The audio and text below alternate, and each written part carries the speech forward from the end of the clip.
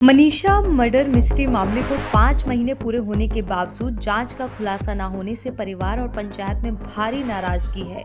गांव में पंचायत कर निर्णय लिया गया कि जल्द ही परिवार और पंचायत मुख्यमंत्री से मिलकर सीबीआई जांच की मांग करेंगे।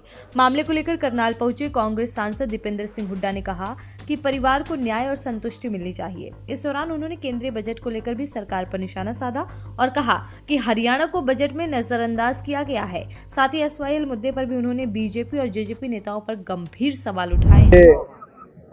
हरियाणा के हाथ कुछ नहीं लगा इस बजट में, खाली हाथ रहा हरियाणा। बड़े दुख की बात है। हरियाणा के मुख्यमंत्री जी का नाम है नायब। देश के बजट में हरियाणा का नाम था गायब। ना कोई विकास की परियोजना, ना कोई मेट्रो, ना रेल की लाइन, ना एयरपोर्ट, ना कोई शिक्षा का संस्थान, ना कोई स्वास्थ्य का संस्थान। आज ऐसा बजट है कि हरियाणा के हाथ कुछ नहीं आया, जबकि हरियाणा देने में पीछे नहीं है। सबसे ज्यादा जीएसटी का कलेक्शन अगर कहीं से किया जा रहा है तो हरियाणा से, और टोल भी, नेशनल हाईवे के टोल सबसे ज्यादा कहीं कलेक्ट किए जा रहे हैं तो हरियाणा में, और हरियाणा को उसका हक का भी नहीं मिल रहा। उसके बाद केंद्र सरकार से दुख की बात है। और हरियाणा के बीजेपी के नेता और मुख्यमंत्री समेत सारे सांसद, मंत्री कोई एक शब्द भी इस पर नहीं बोलते। जब सबसे ज्यादा जीएसटी कलेक्शन, सबसे ज्यादा टोल कलेक्शन हरियाणा से हो रहा है, कुछ ना कुछ तो मिलना चाहिए था। खेल में ही मिल जाता। खेल में जो कॉमनवेल्थ खेल होने जा रहे हैं उसमें सह मेजबान प्रदेश ही हरियाणा को बना दिया जाता। मैं दुख की बात है कि हरियाणा को कुछ मिला नहीं। सर, बीजेपी ने तो जश्न मनाया आज बजट आने के बाद। वो तो ऊपर से आदेश होंगे। ये बीजेपी के जो हरियाणा के लोग हैं, ये बजट तब, ये जश्न तब बनाते जो ऊपर से आदेश है। सर, मनीषा के परिवार वाले खुश नहीं है क्योंकि अभी तक जांच का खुलासा नहीं हुआ है।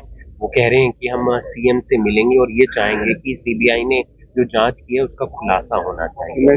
इसमें न्याय मिलना चाहिए, उसके परिवार की संतुष्टि होनी चाहिए। सर, एक मामला सामने आया जो एसवाईएल का है, उसमें दिग्विजय सिंह चौटाला कहते हैं कि राष्ट्रीय पार्टी तो भूमिका निभाएंगी नहीं, क्षेत्रीय दल ही हैं, वही एसवाईएल का पानी दिलवाएंगे, वही नहर बनवाएंगे, जैसे देवीलाल ने आवाज उठाई थी। उन्हीं की वजह से तो उलझा मामला। उस समय आपको इतिहास शायद आपको पता है कि नहीं पता, हिमांशु जी आपको तो पता ही होगा कि एसवाईएल का प्रोजेक्ट कब मंजूर हुआ। कांग्रेस की सरकार, उसका फाउंडेशन स्टोन किसने रखा? इंदिरा गांधी जी ने जाके फाउंडेशन स्टोन रखा, और कपूरी गांव में।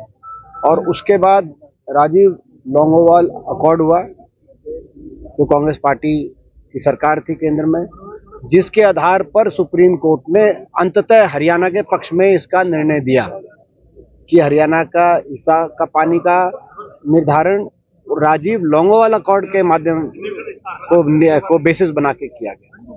तो निश्चित तौर से मैं समझता हूँ कि एसवाईएल पर हरियाणा का हक मिलना चाहिए। और इसमें भाजपा की जो सरकार है उसके पाले में गेंद गए लगभग 10 साल हो गए, क्योंकि 2016 में आ गया था सुप्रीम कोर्ट का फैसला।